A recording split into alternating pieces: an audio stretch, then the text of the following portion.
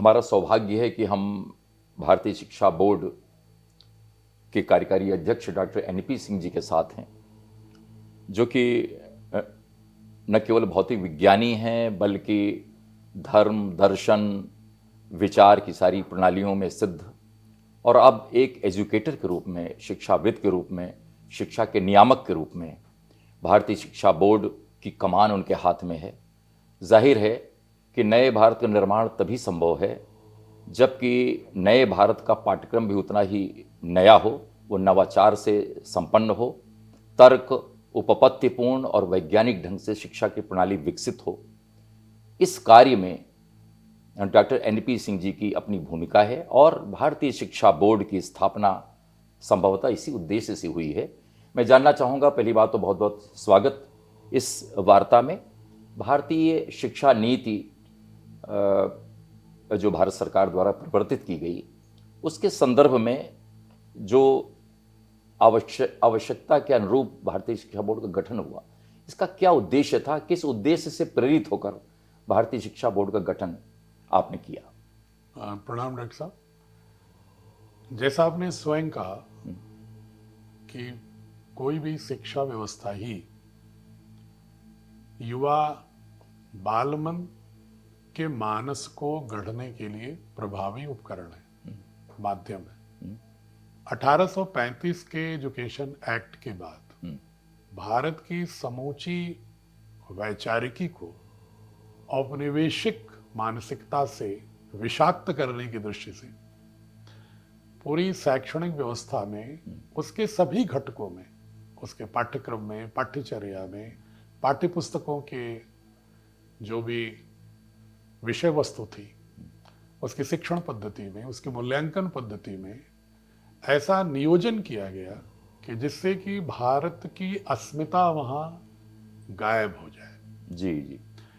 भारत वहाँ न रहे, और भारत रहे भी तो एक हीन ग्रंथि विद्यार्थियों में भारतीय संस्कृति के प्रति पैदा हो जी, और वो उपभोक्ता हो जाए पाश्चात्य दर्शन, पाश्चात्य विचारों के। और स्वाभाविक रूप से जिस विचार का जो उपभोक्ता होता है, तो वहाँ के आर्थिकी में भी उसके उत्पाद का भी उपभोक्ता हो जाता जी है। जी जी।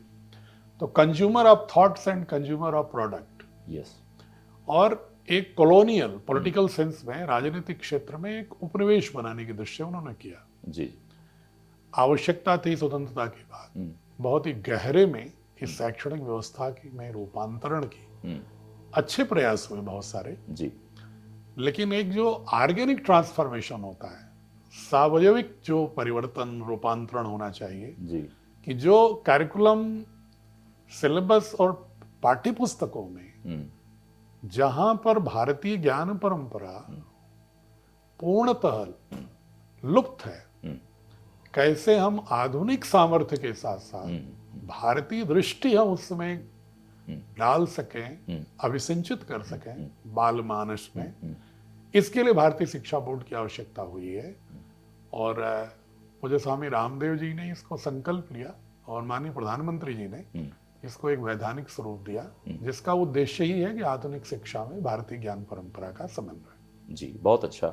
भारतीय ज्ञान परंपरा पर भारतीय शिक्षा बोर्ड का बहुत बल है, और निश्चय ही आपकी इस बात से मैं सहमत हूँ कि हमारी पुरानी शिक्षा व्यवस्था, जो कि मैकाले की शिक्षा व्यवस्था की तरह हम लोग तंज भी करते हैं कि हम उसी प्रणाली में पलते आ रहे थे।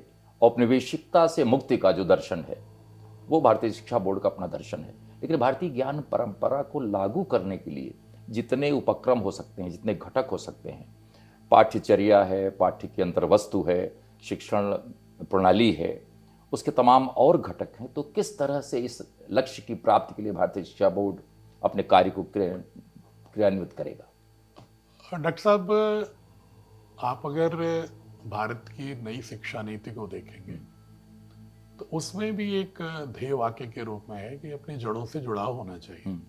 तो जो नेशनल करिकुलम फ्रेमवर्क है भारत सरकार का, उसको हम पूर्णतः ब्लूप्रिंट के रूप में, ढांचे के रूप में उसका हम पालन करेंगे।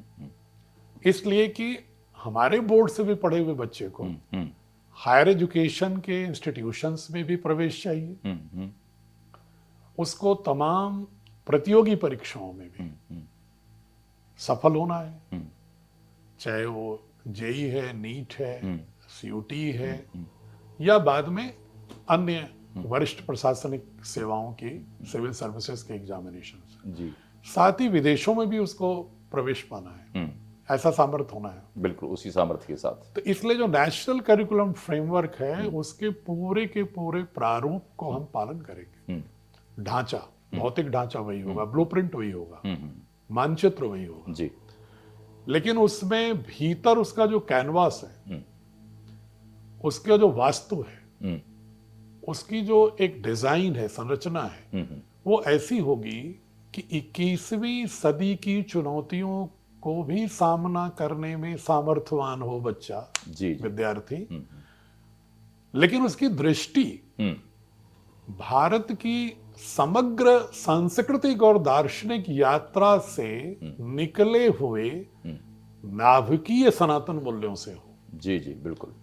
जब हम भारतीय ज्ञान परंपरा कह रहे हैं तो ये किसी एक वर्ग, किसी एक पंथ, किसी एक शाखा, किसी एक दर्शन विशेष तक सीमित नहीं है। जी, जी, कि भारत दुनिया की सबसे प्राचीनतम और निरंतरता में प्रवहमान संस्कृति है, प्राचीनतम भी है और वर्तमान में भी प्रवहमान है। जी, जी, बिल्कुल। तो ये एक लंबी इसकी यात्रा है। इस लंबी यात्रा में प्रारंभ से लेकर आज तक में अनेक युगीन परिस्थितियों के अनुसार परिवर्तन भी हुए हैं, अनुकूलन भी हुए हैं, लेकिन बिना मूल जो वैचारिक आत्मा है, उसकी soul of the thought process है, उसको, उसकी नाभि मैं कहता हूं, उसकी नाभि को बिना विच्छेदित किए हुए, उसकी नाभि के इर्द गिर्द ही वो पूरी की पूरी संरचना जो है, वो हम पूरी ज्ञान परंपरा को भारतीय ज्ञान परंपरा कह रहे हैं। जी, जी, जी, उसमें हमारे फॉरेस्ट ड्वेलर्स, जो वनवासी हैं, उनकी जो पूरी यात्रा है, दक्षिण भारत हो, चाहे उत्तर भारत हो, चाहे पश्चिम भारत हो, चाहे पूर्व हो, समग्रता के साथ समेटती हुई। बिल्कुल पूरा भारत बोध उसमें दिखना चाहिए, सभी घटकों में। जी, इस तरह से जो बौद्धिक अंतर्वस्तु का नियोजन आपकी पाठ्यपुस्तकों में हो रहा है, जैसा कि सुनने में आया है, और अब कि आपने अभी कक्षा 1 से 8 तक के पाठ्यक्रम को, हिंदी के पाठ्यक्रम को जारी किया है। जाहिर है कि भारतीय शिक्षा बोर्ड अन्य विषयों के पाठ्यक्रमों के निर्माण में भी उतनी ही तेजी से अग्रसर है। तो किन किन विषयों के पाठ्यक्रम को अभी अंतिम रूप दिया जा सका है, या कितना वो अपनी प्रगति के पथ पर है नई शिक्षा नीति के अनुरूप? बिल्कुल नई शिक्षा नीति की भावना के अनुरूप,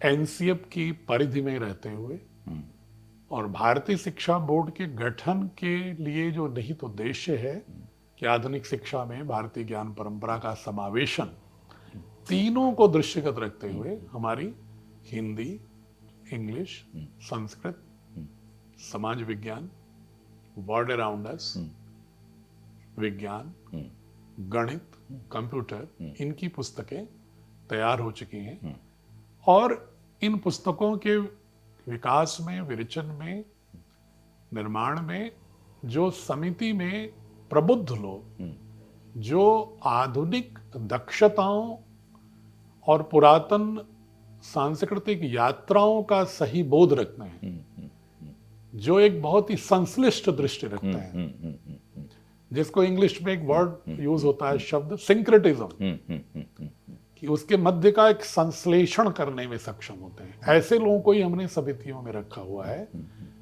कि जो कोई अतिवादी ना हो, वो पूरे भारत को भी समझते हो और आधुनिक सदी की चुनौतियों को भी समझते हो और पूरे विश्व की नए विज्ञान के युग की यात्रा और टेक्नोलॉजी को भी समझते हो। बिल्कुल बिल्कुल। तो उनका समावेश करके पुस्तकें तैयार की गई हैं।